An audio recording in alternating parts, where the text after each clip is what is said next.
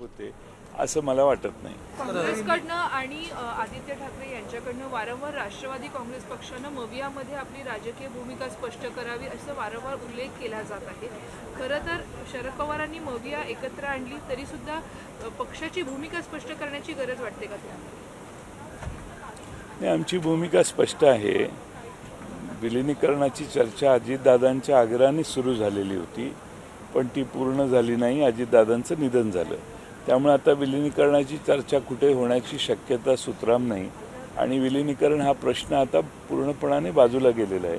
त्यामुळं आमच्या दोन्ही मित्रपक्षाला याबद्दल आता काही शंका आहे असं मला वाटत नाही. सर, रोहित पवारांनी आता जी पीसी घेतली आहे त्यामध्ये त्यांनी सांगितले की VSR कंपनीच्या मालकाचा मला फोन आला आणि त्यात त्यांनी सांगितले की माझी वरपर्यंत ओळख आहे, तुम्ही काही केलं तरी माझं काही होणार नाही.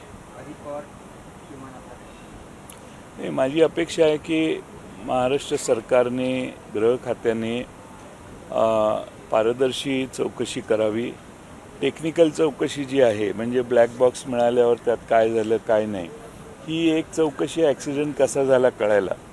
पण जे रोहित पवार यांनी दुसरे आक्षेप घेतलेले आहेत, म्हणजे पायलट बदलला का, मग तो पायलट बदलला तर मग पायलटच्या कॉल रेकॉर्डची हिस्ट्री काढणं, त्यांचा कोणाशी कॉन्टॅक्ट झाला याच्याबद्दल तपशील करणं, ज्याचा जो पायलट चालवायला होता ॲक्च्युली तो का तिथं आला, आणि तो आला असेल तर मग त्याचे मागच्या 2-3 महिन्यात त्याला कोण भेटलं, त्याच्याशी कोणी चर्चा केली, याविषयी देखील जरा तपशील काढावा. म्हणून CIDकडे मला वाटतं हा तपास चालू आहे आणि ते